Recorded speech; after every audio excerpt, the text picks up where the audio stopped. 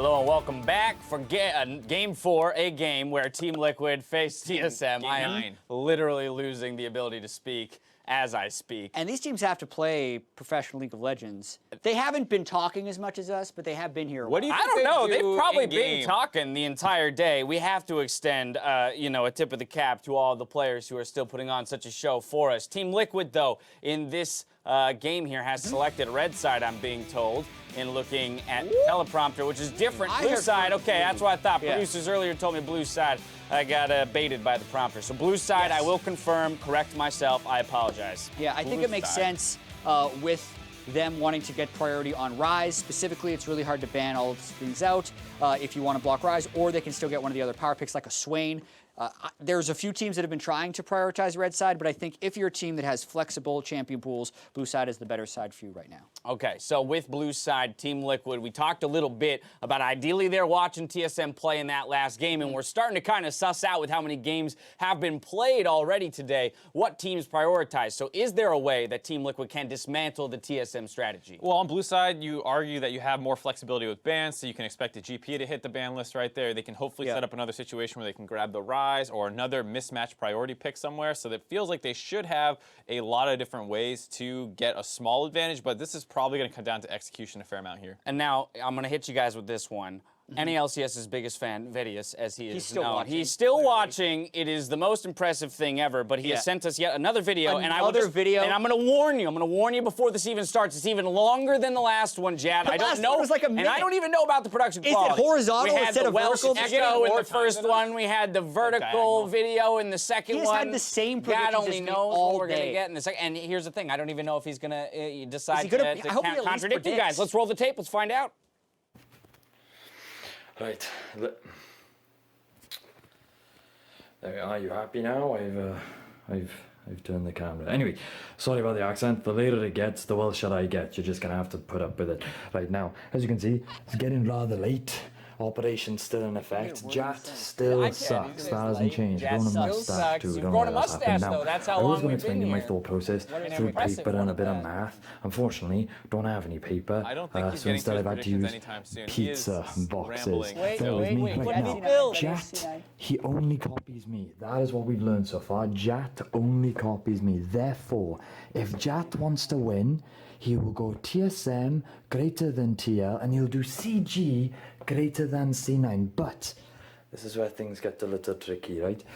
He might like Jack. Why would he like Jack? And I'll tell you, Jack likes memes, right? And what we've learned earlier from my sticky notes, you can see here, right? Somewhere in here, I believe it's that one, Jat is a meme, right? And that makes us ask the question, is C9 a meme based on their recent mid-game play? Now, given that C9 are a meme, Jat is a meme, and Jack, the manager, likes memes, Jat must go for C9. Therefore, for Vettius to win, he's got to go for CG. The great thing is G is just like G2, and we know G2 is greater than C9. Pretty obvious. Hope you like it. There we are. CG, they're going to take the win.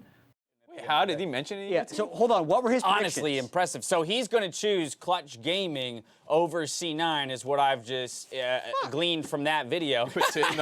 Nice, I like it, the preemptive swear jar. I'd like to buy myself a swear. Down payment for what? Here we go. We're going to throw him up on the Okay. board. He is going to agree with you on the TSM call, Jab, Oh but my he's going to goodness. go ahead and differ in that last game So- today. For you, Mark, you So- actually have an opportunity here. Yeah, well, so here's the thing. I gain don't think 2 I'm points. right. I just think if I'm going to catch Jat, I need to start going against his things. I know he's going to pick TSM. I know he's going to pick C9, so I picked the other two. I don't know why Vettius's brain had to go through that. You didn't have to do that to know I was going to pick C9. I never pick a team above the line if they're playing If it's clutch. playing clutch. There's no memes about it. They just don't beat the. They have the worst. Hey, look, the victory man's score. got his methods, and the Yeah. method worked. Sure, technically, yeah. We'll see if he gets the prediction Technically, right yes. first. You had your methods with the board yesterday. The thing He's got is- his methods with the cardboard. The thing today. is, Yeah. C9's below the line in the second half of the season, so After tiebreakers, they're pretty much that's below true. the Yeah. line. All right, we're having such a good time here, but it's time to find out who's going to win this third place match. Time to throw it back out to the casters to get us into games.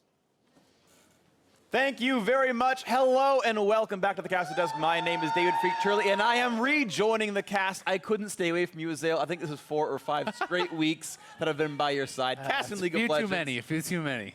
Few too few. Okay. I'm gonna go ahead and say it's. I could do it next week as well. If we can cast a quarterfinal, that'd make my day.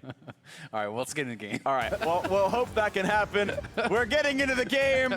It's beautiful, and would you have it any other way? It's a battle for 4th with Team Liquid involved. I like how it's not a battle for 3rd. It's a battle for 4th. The loser gets 4th, and the memes write themselves. TSM have looked the hottest, though. They are 8-2, I believe, in the last half of the split. It's a better record than Liquid's had for themselves. So you've got to believe TSM the more likely one here. Yeah, I mean, TSM has been looking very strong, but this is not a best of 5. This is one game. TL has strung together some very strong performances, I think, over the last couple weeks. You know, well, especially the last week or two, they have been looking really good, I think, in their games. So this is going to be not an easy one, I think, for TSM, despite the fact that TSM did roll over TL in their most recent match. If Team Liquid can have a good start, I think we can see a very, very competitive game. I agree, it will be competitive, so picks and bans coming through. The Rakan ban, actually, instead of the Xayah ban, to maybe remove that option from Doublelift and Olleh together. Maybe it means they actually want to pick Xayah themselves for Zven here. Since his Ezreal is gone, maybe he wants something else to pick up. The final ban coming through for Liquid's going to be Skarner there. Sejuani, Zac, still 2 incredibly popular tanks left on the table. You can go full Dardak and grab Nocturne for yourself, but remains to be seen. Yeah, not as much Olaf today, really, as well, which is kind of interesting because we saw so much of it yesterday. But either way, that is still available. We'll have to see what the final ban is going to be and where the priority is really going to fall. The guys on the desk talked about, you know, their assumption that the blue side was because of Ryze priority, and it's looking like that very well may be the first pick here. Yeah. But Bjergsen certainly has a lot of champions that he has been comfortable playing. He has been looking fantastic on the Syndra recently. You know, Zira is still available. You can even go for something like the Cassiopeia, which can be considered a pretty good matchup. Orianna is available, which can give Ryze some difficulties. Like, there's a lot of matchups here that Bjergsen can choose from, and the early Tristana would be pretty interesting because that is something that in the past, Doublelift had been liking to play so much, but they're actually not going to go for it. And you know, in the last couple of games, it's been all Jhin for Doublelift, so you know, TSM could be trying to preempt that a little bit and say, okay, what is a good matchup into what Doublelift is liking to pick and try to grab that early. Sure, maybe the case here, but they're going to go for Varus as a fairly lane-dominant champion. Of course, Caitlyn can fit that mold as well. We'll see if Double goes for that. You mentioned that Jhin being off the table. Tahm Kench going to be picked up alongside, it looks like, so Mithy going to give the team a bit of map mobility as a result. Can maybe mirror some of what Pobelter's Ryze will provide. TSM, I think, likely to grab a mid laner for themselves before the second round of bans comes through. That's my prediction here, but remains to be seen. As you mentioned, Olaf is available and has been a pretty highly prized jungler in pro play in 8.5. I'm going to potentially mirrored with Braum. Going to be very interested to see where Doublelift actually decides to go because, you know, his most played is Tristana, but Tristana is considered a fairly bad lane matchup into the Varus, but the Jhin is banned away, the Varus is taken away, the Ezreal is banned away. Those are all his most played, and as you said, Tristana also did receive some of those nerfs. So if you're not going to pick the Tristana, if you are going to be pushed even further down that list, you're looking at a Xayah, but Rakan is already gone. You know, I don't think we're going to get that. Lots of spicy showing up. Caitlyn perhaps could be the answer, and Kog'Maw, okay. Yeah, Kog seemed the most likely actual pickup there, where it seems like Team Liquid do want to have some late game scaling. It's also nice to be able to match the Rageblade power spike. It seems actually really valuable. And in the way pros are playing right now around bot lane, it seems they're really honing in that 11, 15-minute power spike and using that to do something. And Doublelift not wanting to be left behind by playing an Infinity Edge champion. So Kog'Maw is in that one. They've got a lot of magic damage, and Zac going to be here. So no mid laner yet for TSM. Okay, I mean, it makes quite some sense as far as, you know, late game scaling, as far as the Rageblade power spike, but as far as the path to actually getting to that Rageblade, I think it is much more of a bumpy road for the Kog'Maw than for the Varus. Oh, sure. In my opinion, the Varus is going to be a champion who should be able to be dominant in this lane, and we saw how well Zven and Mithy actually played the last bottom lane against the Caitlyn with the Ezreal, where, in my opinion, they were at a disadvantage, right? They should have probably been on the back foot. Instead, they're up farmed. They're getting the level 1 all in. They're playing aggressive, and if you can play that well in a disadvantageous matchup, it's scary to think how dominant they could be in an advantageous one. Well, TSM are absolutely have one of the best bot lanes in the world. I mean, that was the meme coming in for Zven and Mithy. Best in the West. This duo lane has been together for several years at this point, and they've received several championships in playing together, and they're certainly a great squad, and TSM finally do seem to be shaping up, and those two are, of course, no small part. And it's been quite the story when you think about it from the start of the split. You know, Doublelift getting kicked from TSM, being replaced by Zven and Mithy. TSM and TL at the start of the season playing, and Doublelift and Olleh and TL just smashed TSM. They obliterated them. They beat them extremely fast. They won through bottom lane. Yeah. And TSM's progression from there has been pretty huge. They've improved massively. The last time they meet, it's TSM who comes out on top. And this is essentially the best of 3 now. This is the final game to decide who is the better team in the regular season. And I think that is pretty exciting. And of course, these teams cannot meet again until the 3rd place or final if they get that far based on how seeding works. So maybe this is a preview somewhat of what could be the NALCS final. It would be really exciting to look at down the line there if Liquid could get past the top 4, which has been hard for them before, but you never know. And of course, with Gnar and Cassiopeia off the table, a couple of options taken away from Bjergsen, but not too many. And they're going to go ahead and take the Flex Sion right here. And it seems to be a likely lock-in. It would be interesting to see Sion mid for Bjergsen.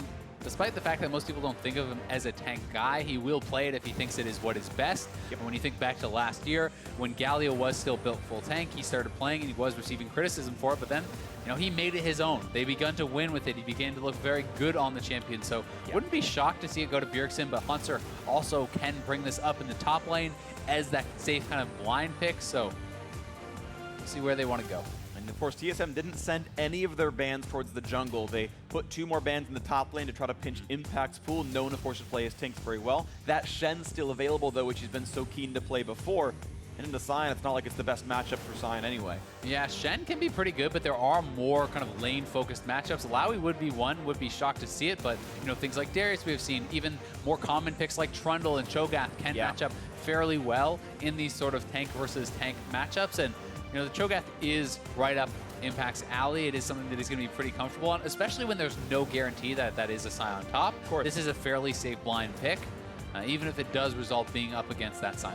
So now we know the matchups for Team Liquid. Cho'Gath in the top lane, Ryze in the mid. We've seen Sion played into both of those before, and they're going to took maybe a Trundle here on the top side and put that Sion over there, but as the Harvest go back and forth to figure out where they want to put these champions, I think Sion can lane very well into Ryze, but Orianna is the hover. You mentioned that at the very beginning of one of the likely odds for Bjergsen. Yeah. And he's going to be on one of his more famous champions. Orianna in the mid lane. Sion does go top, will be beating that Cho'Gath up there. And Bjergsen's Orianna, the fight for the 3rd place seed. Pobelter and Team Liquid hoping to make the rise in the standings at the end of it all. And I think this makes quite some sense simply because while the Trundle would be a cool flex pick to actually have this advantageous lane matchup perhaps, the scary part about it would be to be very low on wave clear. So if your opponents do get ahead, if they do start grouping and sieging and pushing, well, you have a Trundle and a Sion as your main wave clear. That's not going to be very impressive. So too much of the onus would be on Zven. And I think this draft is fairly well-rounded. You have very powerful engage with the Zac, with the Sion, who can be followed up on with the Shockwave and the corrupting chains there from the Varus. So definitely a lot of powerful engage in AoE CC. And meanwhile, on the other side, you essentially have this massive front line, 3 members in the front line protecting Doublelift, protecting Pobelter. And it's going to be their responsibility to really be avoiding those engages, stepping back, and then punishing the engage coming out of TSM. It's a very magic damage heavy team for both these sides. Actually, the tanks are almost ubiquitously magic, and even the AD carry picks up on the Varus and the Kog'Maw deal a lot of magic themselves. So you expect to see a lot of MR come through to try to tank up this. The tanks get ahead, it's very easy to be invincible. Yeah, definitely so, especially I think against the Kog'Maw. If you actually go Adaptive Helm here as the Zac and as the Sion, that is ridiculously effective against the Cho'Gath, ridiculously effective against the Ryze and this Kog'Maw. So that is definitely something I'm looking to see if they will pick up on and itemize towards.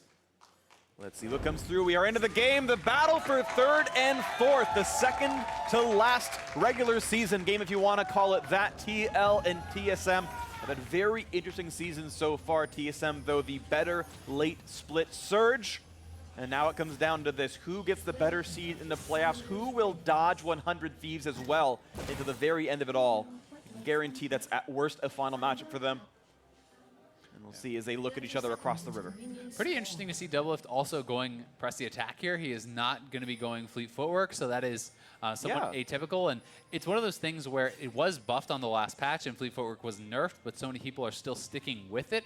And also when we talked about the fact that, hey, this is actually a fairly tough lane matchup for the Kog'Maw going into the Varus, that makes it harder, right? There's usually in laning phase, you're not getting 3 straight auto attacks off in a row, and you're not going to be able to actually force that out, whereas your opponent is going to be constantly healing up, and they're actually surrounding Impact here on the top side. This is some decent damage on Impact. We'll now have a stun for a little while from Mithy as they wait for the Q cooldown, and Rupture lands on it too. Ignite is used, which feels a bit brave, but it does mean he might have to take a recall back. And now Xmithie is here, and now suddenly TSM a bit surrounded. The rest of the squad coming in 2 versus 4. A big chunk comes down from Sion trying to walk away, but Olleh's going to land a slowdown here, and Mithy's still on the wrong side of this one as the blue buff spawns up, and now Bjergsen joining the fray as well. So far, everyone's going to live, but Tahm Kench still not in the best of spots. Mithy is going to get a blast cone out, and everyone's going to survive. Pretty crazy start, but it's actually Mithy starting down both summoners. And yes, Impact is going to start at lower HP. Xmithie is going to start at lower HP, but that is not going to be super impactful, I think, especially with the Cho'Gath passive. Yeah. Unless Hauntzer can really kind of punish him early on. I don't think you're going to get much out of that. And Mithy is going to be, as a result, having to play this lane less aggressively and perhaps not be able to punish Doublelift as heavily. But I do like the attempt at these creative level ones because it makes your opponents respect the fact that you can do these. Even if they do not work out in this particular game, in the future games, you have to have that in the back of your head. What if TSM is cheesing us? What if they're going to do these sort of mix-ups? And that's why I think it's very valuable long-term. I mean, maybe in the postseason you see more Trinket Wards get put down at level 1 because they're afraid of these kinds of plays. But as it stands right now, in this game, TSM are down 2 summoner spells in the bottom lane. Impact lost some HP top side, but don't expect them to lose too heavily against a Sion matchup. As the mid lane is going back and forth, the quick push going Bjergsen's way, shoving in, shoving in, shoving in. And we'll see when the first recalls do come through. Spellbook Pobelter will have TP later on in this one. A cleanse for Bjergsen, but sitting on Airy means he will not have map mobility later on in this. It's going to be, I think, a lot really about the mid and the bottom lanes in this game. That is where so much of the damage is coming from. Both of these are 2-threat teams, and if your damage dealers do get too far behind, as you said, the tanks can very easily outpace you, especially when it is more of a kind of 1 damage focus, as so much of the damage coming out of both teams this match. Yep, absolutely. All right, now, of course, an equal game. The very early laning phase has been no major issues.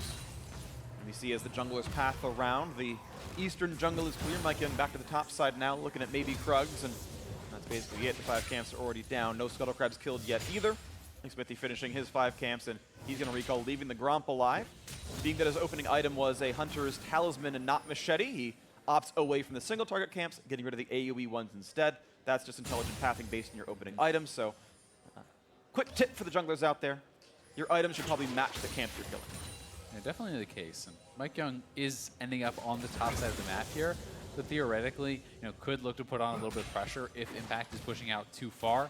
You may be able to chase him down, especially in combination with the Glacial Augment the Hauntzer is running. That slow can be very, very dangerous to deal with if you're too far up in lane.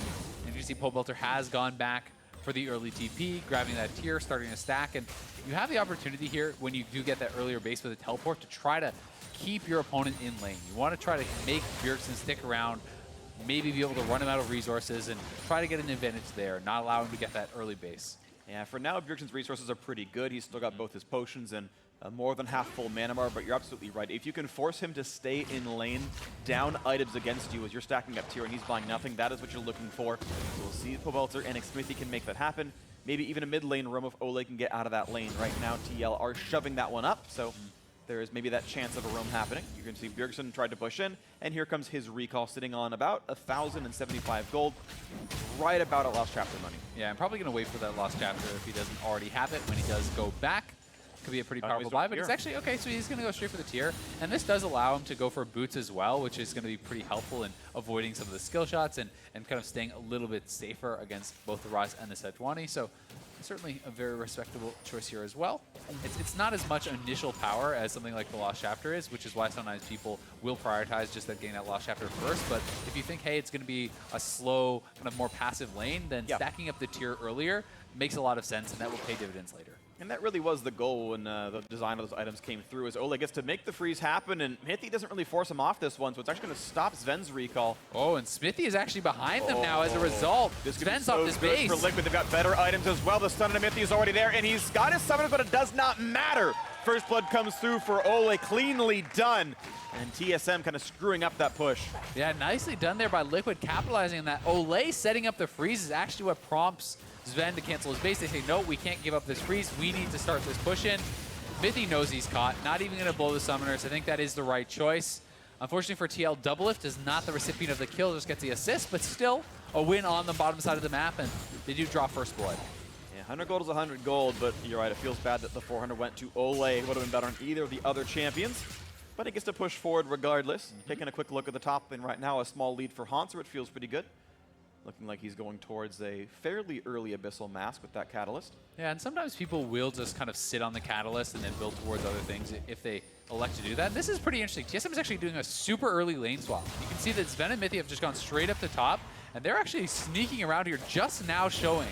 And they're looking to try to put on pressure to this turret, and it's going to be tough for TL to respond in time, so we'll see what the answer is. It looks like now Xmithie is going to be moving up, and they're going to try to two-man defend this perhaps, and at the same time on the bottom side of the map, they're shoving in with their bottom lane. So I have to track how much damage these guys can really get done. Not only damage, but how many minions can they deny as well. Hauntzer has no TP, but does have ulti if he wants to get back to the lane. Also, still sticking around topside. He did not finish the recall. He's waiting for a play. If TL overcommits, that doesn't happen. A flash comes out, and Let's Bounce brings one back in. So they have the damage on an impact. Looking for the slap together. In comes the unstoppable Sion for more CC to come through. A flash out from Pope, but they find Xmithie. He's forced to jump away. Gets just barely out from this one, and the health bar is incredibly low as Bjergsen might find the flash shockwave. Can he get it? Can he go for impact? There's a shockwave in. There's the kill picked up. Alone time with the turret. Of course, keep in mind that Doublelift is pushing alone on the bottom side at that same moment. Oh, it's actually going to be so close on who gets the first turret. They ran out of minions. TL run out of minions, though, on the bottom side. And TSM just barely will get that first turret plus the kill. So a really clever lane swap here. I think catching TL off guard and TL not able to respond perfectly to it. They do lose the kill. They do lose the first turret. Yeah. Very nicely done. But one thing that you have to point out is really the CS differential in the AD carry role, because all of the CS was given over to Doublelift on the bottom side, where it was shared or kind of not given over to Zven on the top side. Definitely relevant having that Kog'Maw spike up, but right here the Sion is still waiting, so it ends up being an extended 5v3.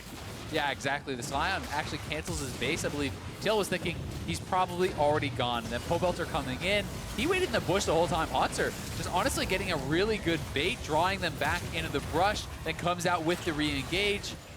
And Bjergsen was already on the roam. You can see he shoved up mid lane, denying as many CS as possible. And instead of trying to go for the flashier big play, he gets the guaranteed kill, doesn't expend his flash, and will stay safe. So just good, consistent play there from Bjergsen. Absolutely is. And the game right now is tied. A trade of one turret for one, a trade of one kill for one overall in the game. TSM first to get to the bottom side means they're looking at this Mountain Drake, slowest to kill and not the most important in the early game. Only means turret and Baron and such damage, but they are knocking that one down. Xmithie waiting across the wings, puts the ulti in. Here comes some damage as well. Smite fight gonna be coming through. Who's gonna grab that one?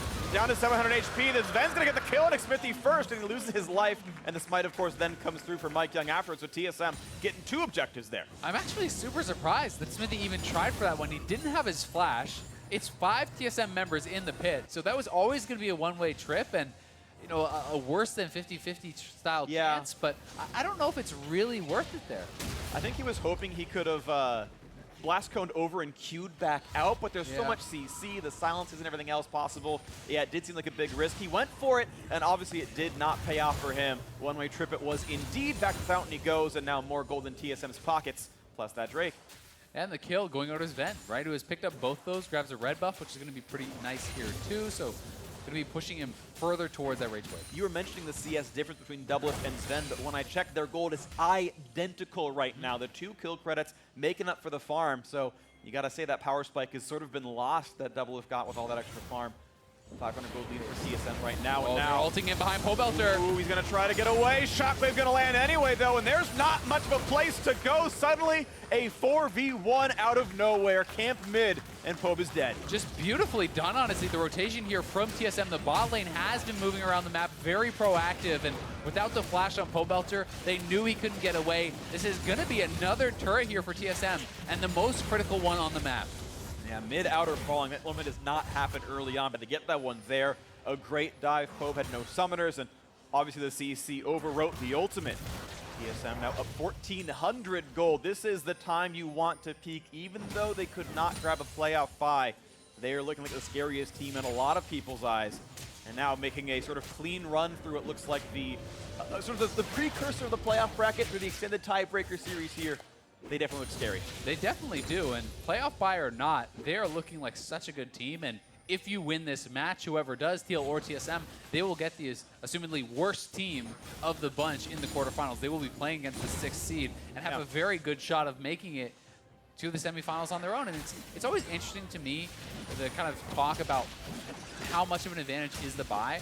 Because yes, you do skip one round, but at the same time, sometimes having the warm-up in best of 5s, having that quarterfinals can help teams ramp up and really kind of move forward towards that eventual goal of the finals. Sure, I'm always of the opinion that it can be quite valuable being able to hide strats. Being the timing of the patches, 8.5 was only played on week 9 and will be the playoff patch. So a lot of these teams only have to play 2 or 3 games and they have to show nothing else until the playoffs begin. And if you can wait another week, you get to see 5 games of what TL plays, 5 games of what Clutch plays, and react to that can be valuable. And there's certainly the risk of just losing in the quarterfinals, right? You know, if you have a bad day, if you do lose, even if you're a 3rd seed versus a 6th seed, you can fail in those matches. So there are pros and cons, certainly, but it's always interesting to kind of see people's different opinions on that. Either way, the Rift Herald taken down, immediately going to be dropped, and there are more gold kind of in the pockets of Doublelift there as he picks up some of that local gold, and they're able to convert immediately. And TSM is looking to, again, just kind of max that pressure on the bottom side of the map. They're moving around very well. They're trying to focus all these turrets and trying to come out on top in these trades. Back down to about a 900 gold difference. Teal hoping to keep back up into this one. Of course, a lot of work cut out for them. They've only picked up 1 kill for themselves. Archangel's staff done for Bjergsen. That's going to be stacking rather quickly here. 20 CDR, of course, already in and getting more and more mana, thus more and more ability power. Rageblade done for both AD carries. That's an important power spike, but nothing easy to play for as the Drake and Rift Herald are both off the table. Drake won't spawn for another 3 to 4 minutes right now, and the turret's going to be a little bit hard to reach as it's mid-outer that TL can attack and bottom outer from TSM. Despite the fact that TSM has really been kind of dictating the pace of the game, that they are the ones 1,000 gold up, it is pretty nice for Doublelift that he didn't have to deal with a really tough laning phase. He did not get put behind. He's able to just essentially free farm to his Rageblade, and now going to have opportunities in these team fights. They find the knockup, they find the double Q slap, and Let's Bounce is going to bring in 1 as double flash Double away. coming in for Not TL. easy for Olleh, but jumps right back into his teammates, and here comes the rest of the squad. 5 are here, and TSM suddenly outnumbered as they're starting to fall. 1 is gone, make it 2, and MikeYeung might have a prayer here as he jumps right across the team of Flash Q comes across now. Flash the away Ryze himself. follow. And they're going to find more. Shockbabe going to disengage, but Xmithie already finds the front line. Plus Rupture means Bloblets, and that's going to be a certain death. They give the kill to Impact, interestingly enough. Big fight out of Liquid. Yeah, should have given that one to Kog'Maw, but still such fast reactions. The double TP comes in faster and closer for TL. Their members collapse. They turn that one around. That is a big win for Team Liquid. Going to be able to even shove in on the bot side here. More farm in the pocket of Doublelift.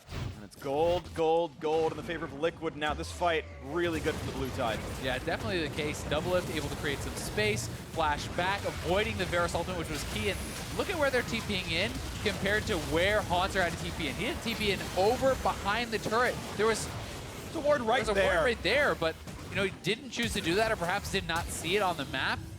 And either way, you know, in this case, he probably wouldn't have been there in time. Probably would have just given over another kill, but it is 3 kills on the play for TL, and really big swing. Absolutely huge right there. 600 gold now puts Liquid ahead, and well, maybe that story's going to be dead. It will not be the 4th place end for Liquid, even though you thought the story wrote itself here. Let's see what comes through. It's going to be interesting still as time moves on. Drake's up in 5 seconds. We'll see if TSM can grab this or Liquid will. And some really big completions, again, coming through here for TL. You can see the priority on the Magic Resist. 4 Merc Treads already bought up by TL. 2 Abyssal Masks coming through already, and that is going to make them so tanky against a lot of these members, as it is, you know, a fair bit of mixed damage coming out of Zven. It's pure magic coming out of the Zac and Bjergsen here, and even the Tahm Kench. So it is one of those cases where those items can make you so much more tanky than you would initially anticipate. They're going to be the ones to hit this Mountain Drake now. Team Liquid seem to feel much more durable here on this one. We'll see if anything happens on the TSM side. They're pushing in the mid lane wave. There's no turret to attack. Wards dueling, fighting for vision, but 2,000 HP left into this one. Unless there's going to be some kind of steal attempt, and it won't happen. A shot comes through for Impact. The Mountain Drakes now across this map have been traded. TSM, though, still should be able to push in mid. They're pinging it somewhat, and yeah, they're going to get a bit of damage now onto this one. The best they could have made off that play. It will go down to about half HP, but the minion wave is dying pretty quickly. Getting it lower and lower, and Olleh actually getting himself into melee range. Will take some damage. Nice shockwave comes in, and he could be running out of health, and they will, in fact, delete the Braum. Olleh stepping a bit too far forward, and that actually might mean mid lane tier 2 will fall. Yeah, Olleh just kind of wandered in there without the support of his team, and he's going to go down as a result. Looks like they will be able to defend, but still heavy price to pay for a bad path there from Olleh. Yeah, 80% of a turret plus a kill. I would probably take that for a Mountain Drake in a lot of cases, especially because these teams are fighting so closely for tempo back and forth. TSM getting a bit more out of that one. Unfortunate for Olleh there. Of course, the Zackle was used by MikeYeung, but even still, getting caught out is a bit of a misplay. Doublelift going to kill off a ward. He's building that Zeal. He's going towards an early Hurricane. We don't see that build that often out of Kog'Maw. It's normally a wit's end, but exactly, and a bit more offensive. Especially against a team like this, you would be expecting perhaps that he might want that wit's end. But at the same time, I can understand when you say, okay, I have 3 tanks in front of me. It's their job to keep me safe, and I'm supposed to be the one dealing damage. And it's 3 tanks from them. Triple melee is always the calling card of building Hurricane early on. So Doublelift is a player where I often malign him for his build choices. I like Hurricane second a lot in this game, and I'd love to see Ruin King third because he's fighting triple tank, and that is the build you want to look for. So far so good from that prognosis. Again, this game's still incredibly close. The gold and even the Drakes you've got are equal. Something I always like to track when I'm watching Cho'Gath players is how they elect to use their Feast. And Impact has not been using it very liberally. You know, 17 minutes in the game only has 3 Feast stacks. 2 of those are not from minions and monsters, so he really has been sitting on this. And sometimes you'll see players elect to sit on the cooldown to have more threat in a potential fight. But oftentimes it can pay off more to just use it on cooldown and get it stacked up early and often because you're going to need to have that cooldown ready, especially for later game team fights. And if you're just using it on cooldown in lane, that can often work out pretty well. Yeah, well, we'll see what happens out of this one. Impact did just chomp a giant Krug and is now looking to rejoin his team and deal with the top lane. Oddly enough, though, a Banner of Crown was just picked up, and now Feast is on cooldown, so he can no longer one-shot the cannon minion, so a bit awkward there. He saved it for so long, and exactly unlucky would be the term for it, as Hauntzer gets some time with this and might get really meaningful damage off on that turret there. Xmithie going to get rid of one of the wards. Baron spawning in 135, and I think he's got enough damage. Impact can't really push him away. Keep in mind, Impact's in a minion wave. This could be a good fight for Hauntzer. Gonna find the slam into the ground, and he's got ulti. Coming down. Impact flashes and gets away from the line of fire. Now it's slow towards Doublelift, but he's looking for a bit of shots. Won't land too much more. A flash out of Impact, though, is a nice thing from Hauntzer. Yeah, really well done. And honestly, the banner, while it is good in a lot of matches, it is especially good in this. Anytime I am playing it, even before the banner buffs, when I'm saying, okay, who is going to be in a side lane clearing? If the only answer is magic damage dealers, banner is just extremely effective, right? And who will be side lane clearing in this game? It's mostly going to be Pobelter, and it's going to be Impact, because those are the guys that can use TP in this game.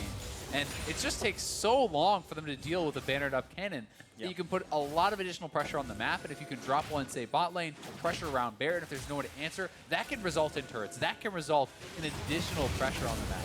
And speaking of pressure into the jungle goes the entire team on both sides. A knock up there onto the front line. Hauntzer running out of health, knocked right back into the air, and that's going to be a kill going to Pobelter. 5-4 now the overall scoreline. The re-engage towards Pobo, half HP, runs away. Hauntzer will the front line with his zombie corpse, and not too much more. Red goes over to Doublelift. The 1-for-0 remains a kill for TL. That was actually really nicely played there by Olleh, using the Braum ultimate to delay the escape from Hauntzer, then getting up and actually proccing the blast cone as well to knock him back into the team, cut off that escape avenue. So does make a mistake around mid lane, but kind of making up for it here.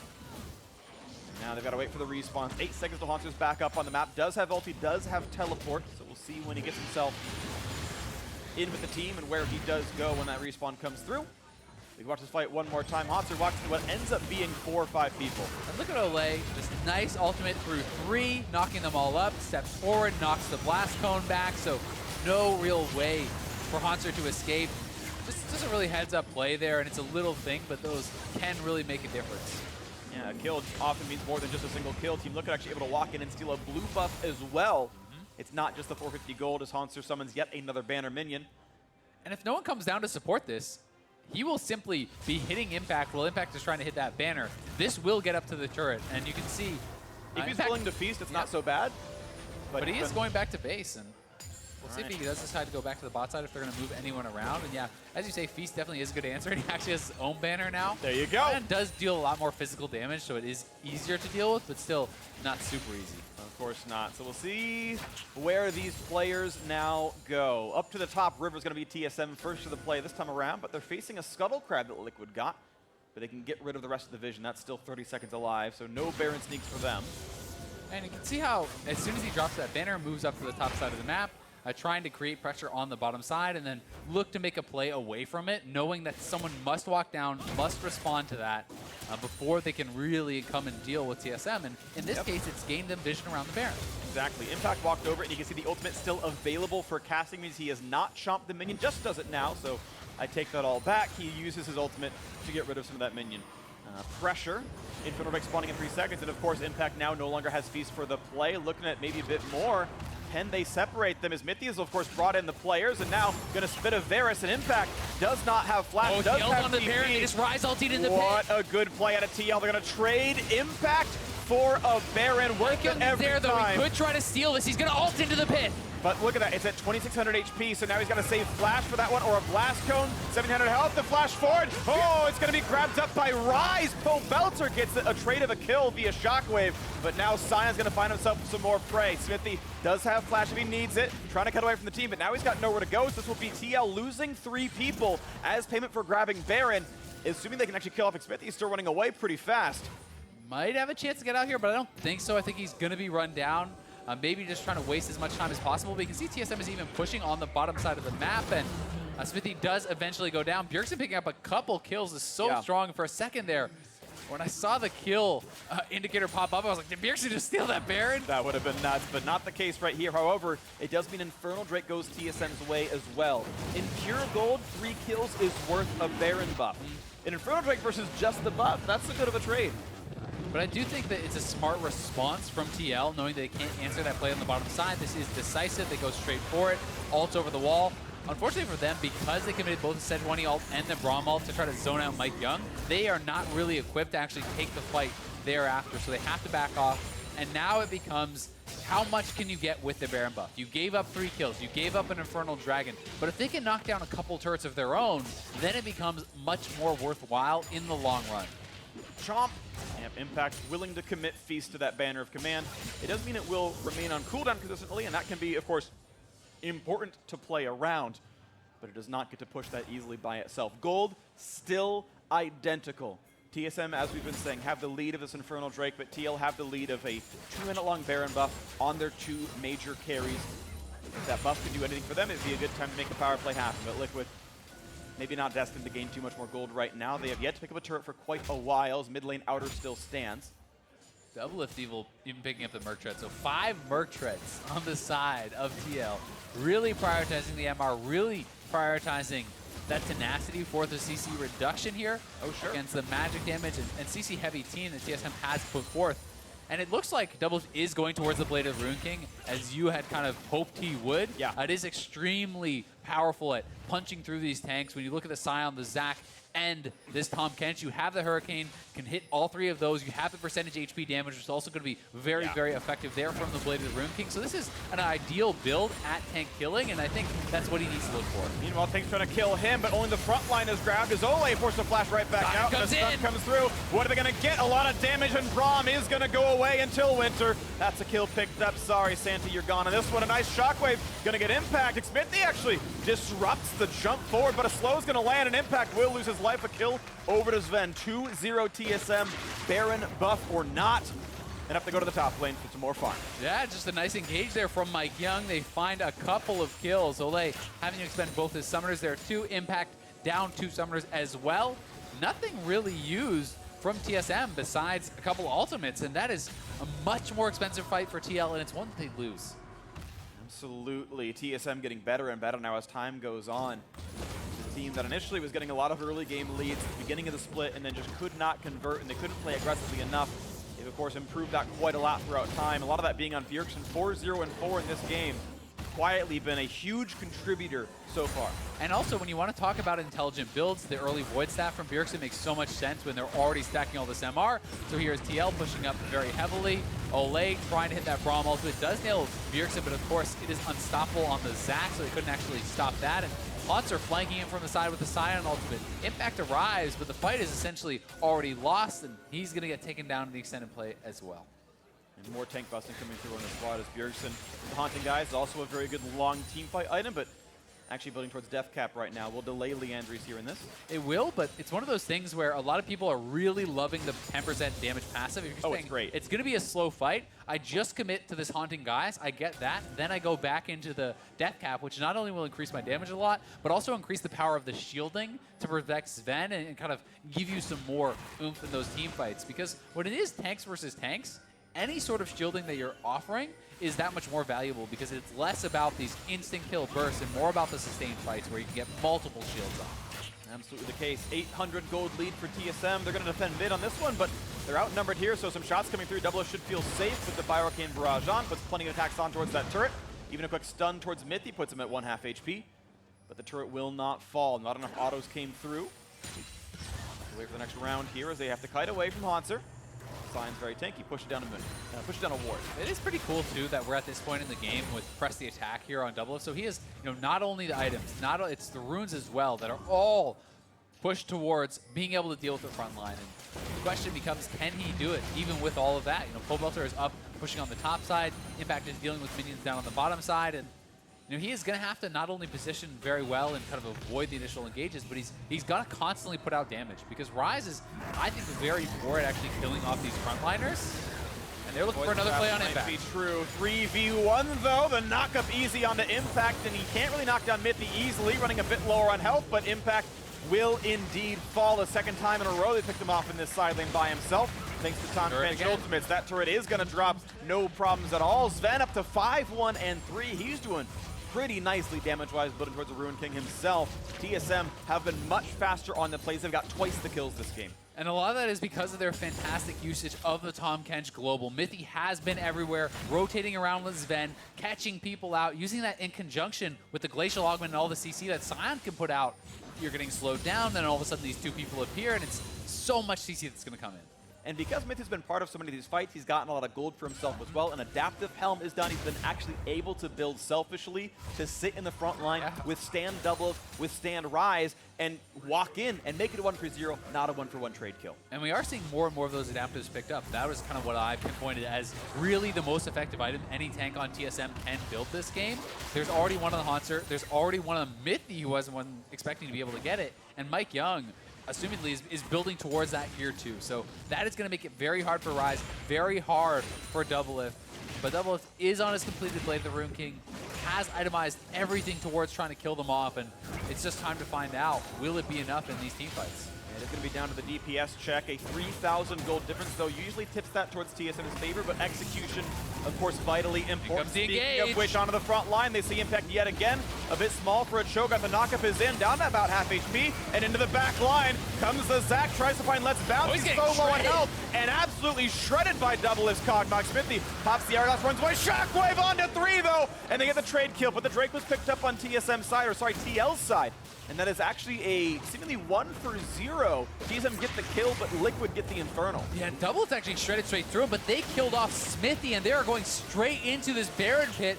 Already Tahm Kench ulting into this. I don't think TL is really fully prepared for this. They're not going to be able to get there in time. I think it's just gone. I think they're going to run too slowly, plus the Mountain Drake helping, so a nice pickup. TSM turn the kill into a huge objective and a clean Baron take. They are poised to take over this game. And both teams so decisive with that. Earlier it's TL with the Ryze ultimate going into the Baron pit for this, and this time it's TSM pulling a fast one.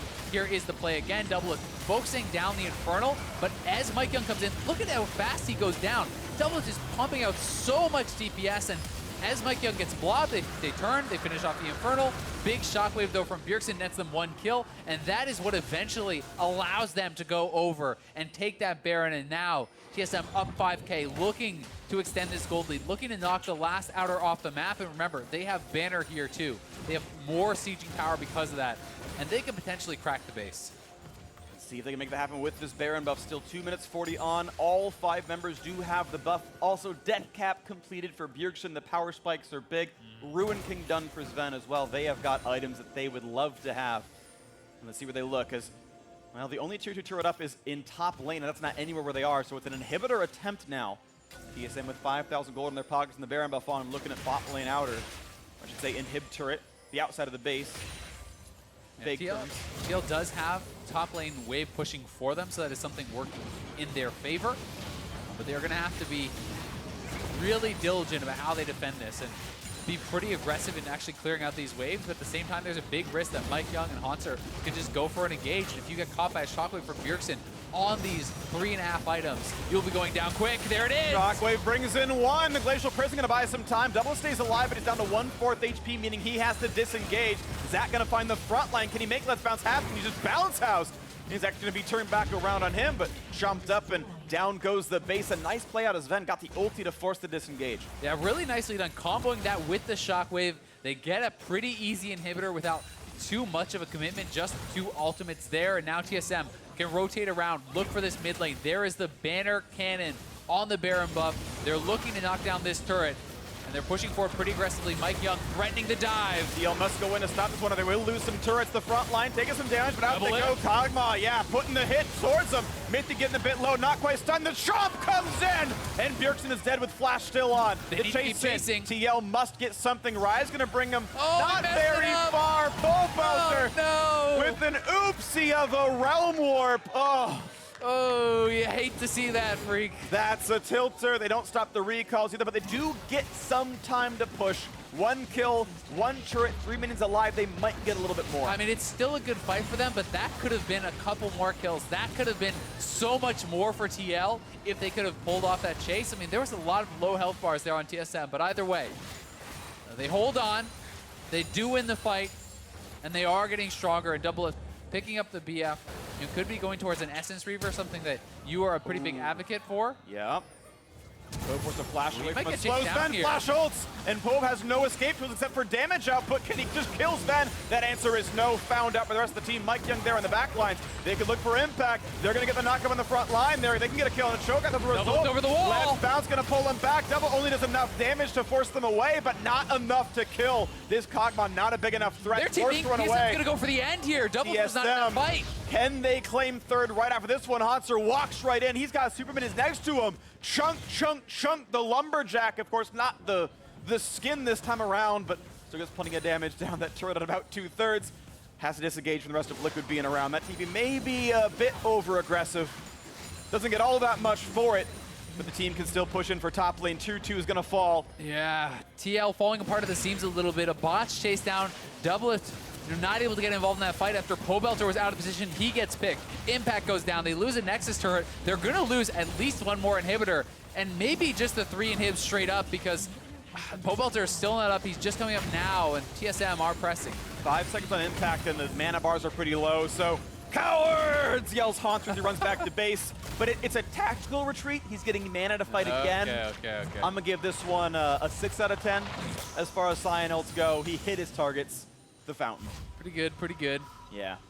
But Doublelift is working towards that Essence Reaver. There's the call field, so can confirm that is going to be the build. And he needs to have so much effectiveness. And that was an awkward fight because even though it was a 4v4 after Impact or after Pobelter had gotten caught out, he was over the wall and perhaps expecting TSM to engage further into them. So he wanted to be in this position where he could fire at them. But TSM did not really take the bait. They instead pull Impact back, take him down. And if Doublelift isn't getting damage out, there's no one that's going to kill these tanks. He needs to be the carry in these fights. He needs to step up and have a truly star performance from this point. Well, if you want a star performance, he's 500 gold from finishing Essence Reaver. That's going to be what it takes to get the rest of the item in. So if they can wait 3 minutes without losing their base, that's going to be a power spike in. But how well can the front line hold? 7,000 gold is a pretty meaningful difference in TSM's favor. And it's also so much map pressure with the 2 inhibs down. And Elder is coming up. Baron is coming up. TL essentially needs to force a fight right away to be able to challenge for this Elder. And they need to engage. They need to win the fight, get the Elder, get back to base. Elder's alive. Not going to be landing on the Hauntzer, but that Sion is very tanky. Sejuani only gets the stun on the back line, but there's no follow-through on a Bjergsen. Now they've got some time shooting up at Sion. And this time he will ult for a disengage, but the health bar getting pretty low at 1K. He stays alive. Warmog's still in the inventory, means he'll heal up shortly. And TSM just need to buy time. Look at the mini waves in top and bot. TL is going to have to call it off. They're going to retreat, it looks like. They need to get back to base and defend their Nexus, so Xmithie's no zoned chance out. of a steal. Xmithie's zoned out. Hauntzer, Mithy, Bjergsen, the 3 of them, making sure that can't happen. Mithy, Ulti gets interrupted. There's the Elder picked up. Where's the big play coming through? Is they might still be trying to chase, but nothing to be had there. A flash out from Xmithie for a disengage. Elder on TSM. Yeah, and that's just the map pressure of the inhibitors being down, and now TSM can march down the mid lane with this Infernal being amplified by that Elder Dragon. Doublelift doesn't have 15 time gold. to get back to base to actually get the Essence Reaver. Yeah, basically this minion gives Essence Reaver, but they're going to have to give up the inhibitor probably anyway and fight for the Nexus itself under the protection of those lone turrets down there. One of them, of course, is already fallen. There is so little of the base left to defend. The final power spike of the regular season for TL. And TSM is going to try to make it no chance of a comeback. They were threatening going over to that Baron, and They looks might like still. they actually call it off a little bit. It's Zven wavier than is Baron. still over there, so they are going to move over as a 5-man squad now, straight onto the Baron. I don't think TL have much of any chance of contesting this, but at the same time, if you cannot contest that, can you really stand up to the Elder Dragon plus the Baron buff with 3 inhibitors down? Thankfully for them, 1 has respawned to the bot side, which stops it from being 6 super minions per round and moves it just to 2. But we'll see. They're going to need something special. Over 1,000 gold per member on TSM, but they choose to say it's time to push instead. Let's not wait any looking longer. for Pobelter. Looking for the damage on a Pobe. Not Banshee's off just yet, but MikeYeung's going to turn that one away, which means the flash is forced, but he's still going to be found out. Let's bounce. Going to bring him right back in. Scooped up the Ryze, and that's going to be the kill. Going over to Mithy, chomps him up no problem without a mid laner. How can you hope to defend? Doublelift has to do miracle work right now on the 4v5. Otherwise, yeah, and Bjergsen still has his shockwave. Zven still has his ulti. I just don't see it happening, but Doublelift is going to try. This is the last fight potentially for that 3rd place for TSM. Inhib's going to fall. Taking their time. They've got 30 seconds to play with. The ball's forward, looking for what Bjergsen's going to find. Doublelift is the one to watch. Found with the slow. Gets away from it, though. Gets some time to shoot the front line now. He's going to take down MikeYeung to Bloblitz. Waiting for some damage to come across. Olleh's going to kite back. They get the kill onto Xmithie already, though. So 5v3, turrets falling, and Doublelift just cannot find the right targets. The tanks will not go down. A double for Zven. Nexus over. TSM claim the 3rd seed in playoffs. And what a run it's been for TSM. Struggling so heavily at the start of the split. So much criticism aimed their way because of that poor start, because of all the changes they have made, and it has to feel like vindication for TSM. Ending in 3rd seed, taking down TL, who was the other supposed super team coming into the split. So TSM, 6 straight game wins now. That streak was broken by 100 Thieves, a team they cannot face until the finals. At the very worst for them. TSM looking like one of the absolute favorites heading into the postseason. I mean, moving to 9-2 in their last 11, including these tiebreakers, that is so impressive. And as you said, bested only by 100 Thieves, 2 of the very hottest teams coming into the playoffs. And the team's fortunes really have changed in these final weeks. So when you think about the early season, it looked like Echo Fox and Cloud9 were untouchable. And here we are now with TSM, with 100 Thieves, looking so heavily on the rise, and TL 4th again. TL 4th again. I want to give a special shout out, by the way. It was a guy we saw in the audience, Derek, wearing the TSM cap. He's been into like every TSM game ever for the last 2 years straight. He's been there so much, the players hugged him as they walked off the stage. Play it back on YouTube. That dude's the biggest TSM fan I've seen in the last couple of years. I wanted to give him a shout out at some point. Finally got the chance to here. That guy's been awesome. Yeah, well, shout out to all the fans for sticking around. I mean, true. this is 9 straight games, freak. So give yourselves a round of applause for that one. That's I mean, true. We are contractually obligated. We are contractually. There he is right there. Thank you, camera. Thank you, director. Oh. That guy's been there for years. I appreciate you as a fan. So TSM, number 3 team heading into the postseason. TL are 4th. Of course, the memes write themselves. Next up is going to be that battle for 5-6, though. And as we know, TSM looking the sharpest. You don't want to be 6 and face them first. That is a rough quarterfinal. It really is. And, Clutch, while they are in that same match against C9, they have really struggled against the teams that were kind of, so to speak, above the line. But at the same time, I mean, C9 has been slipping very, very heavily. 3-6 in the back half of the split. They lost their earlier games, so 3-7 in their last 10. Yeah. And for them to be facing the reality of a potential TSM quarterfinals after sitting for 9 weeks straight in first or second has got to be really hurting C9 and them morale. So they need to kind of rally and come together and focus up for this last game. Yeah, let's see if they can turn that one around. But for now, we're going to send it down to Olleh and the victorious mid laner. Thanks, guys. First of all, Bjergsen, on behalf of the entire NA community, I just want to thank you for keeping the Liquid 4th place meme alive. Thank you so much for that. Round of applause. Secondly, congratulations on the victory. After a long day, you have taken down Team Liquid in a split-long best-of-3. Now that the regular split is over, how are you feeling? I feel better knowing that we ended up in, is this 3rd place? All right, that's good enough. I mean, it looked like we barely even made it to playoffs, so actually making it into the top 3 is really good. I don't mind not making it into the top 2 because I think getting to play in quarters just gives you that refreshment of best of 5s and you get the on-stage practice. So I think that it's actually good for us to go into quarters because I know we're going to win. So it's just stage practice. So I'm hearing you correctly. You purposely planned this the entire split long just to get the extra stage practice? No, I wouldn't say that, but it's just making the positive out of the situation when I think there's positives in the buy and there's positives in playing in quarters. So that's just what I'm focusing on. I'm just joking around with you, but you are up for MVP candidate once again. Why do you think that you deserve it? I don't know if I deserve it. I think in the beginning of the split, I didn't look very good just because our team wasn't very good. I don't think necessarily that I'm playing much better now than I was in the beginning of the split. I just wasn't able to flourish because we didn't have good synergy. I didn't have good synergy with Mike or communication with the team. I think probably someone who is more consistent throughout the split deserves it more than me. But if anyone wants to vote for me for MVP, of course, I'd be happy to receive it again. This may be a strange question, but do you think anyone on your team may deserve it more? Oh, man, that's really hard to say. I think Mike definitely deserves... Oh, he can't be rookie of the split anymore. But I think Mike really has... He's improved so much in the last few weeks, and he really carried a lot of these games. TL banned his Skarner because I think he played Skarner 3 times today, carried every single game. And I think it's... Not to put down my teammates, but I think there are players on other teams that I've seen playing really consistently well, whereas our team, we've had too many ups and downs. So I would say for the MVP, it would probably be someone like Fevin, Xmithie, and Darda. Well, thank you for that input, and congratulations again on your victory. Wish you the best of luck when we see you play again on Sunday. And for more on the game, let's hear from the analyst desk. Thank you very much, Olleh. Bjergsen very humble in that interview, of course, because the back half of the split performance for TSM has been so great, and he has been one of the major factors in that success. Ultimately snagging 3rd here by knocking Team Liquid down yet again into their much-deserved 4th place.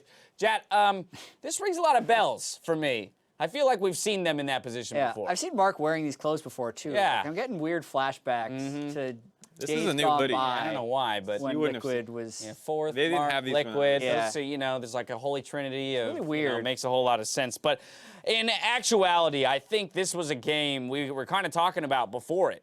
The idea of fatigue, the idea of, hey, it's difficult enough to play 3 games in a row, let alone 3 high-stakes games across a 10 to 12-hour period. We're calling it tired brains, like TSM invading with 2 people, running into 4 people, and then TL... Igniting kind of randomly. Right, but then TL has 4 people collapsing on 2. They don't pick up a kill, and... And this one was more when TL decided to 3v5, like they opted into that. They had 2 people bottom lane, Yeah, they're trying to push in. Instead of like trying to wave through, they actually pick that fight, and then here, after they start falling behind in tempo from that top play, Yep, another Xmithie tired brain just moment. goes over the wall and dies again.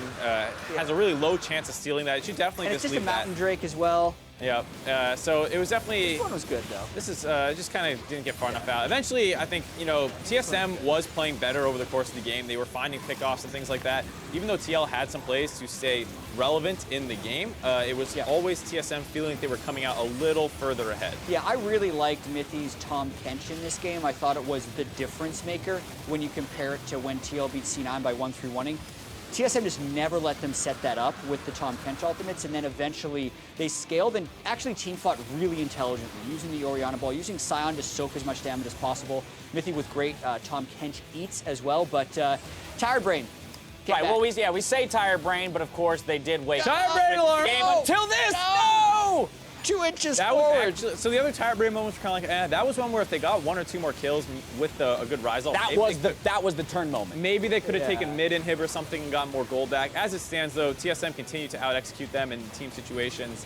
And to be fair, it's not like, oh man, playing 3 games in a day is difficult, but playing them over the course of 10 to 15 hours, not knowing who you're going to play, having to constantly be in a state of awareness and preparation is something that will drain on anyone. Right, 3 games in a day is something you're going to have to do come quarterfinals, at least, right? Because a possibility of 5-3 if you 3-0, but to your point, Mark, it's not.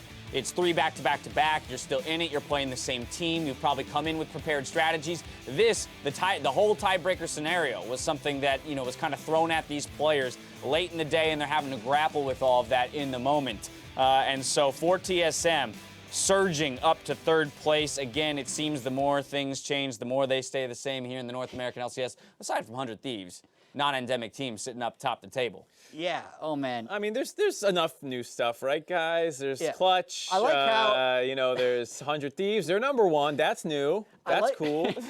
I like how our whole Mark plan in for this this hoodie is just killing me right now. It's not even a good joke. It's just Not a great joke put at all. Mark in a liquid hoodie. Right. And that's it. That's the because joke. of The joke is like, Had let's no just laugh at content Mark in a planned. liquid hoodie. Oh my God. They're We got fourth. tired brain syndrome here too, guys. and the next tiebreaker as well. Cloud9 played the first game of the day. Clutch played the second game of the day.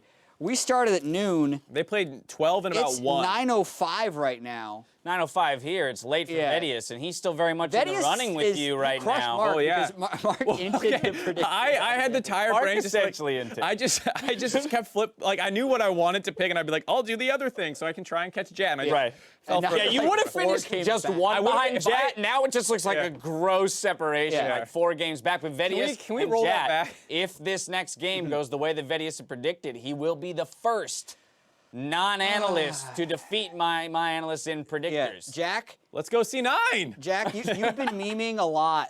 You've been memeing a lot. Yeah, he was memeing TL getting For being 4th. fourth. Jack as is his team 5th is or slipping. 6th. Yeah. Please be 5th. Please be like, 5th. I want you to win. Alrighty, up next is our final tiebreaker match as Cloud9 and Clutch Gaming fight for 5th place. Don't touch that browser. Love the hoodie.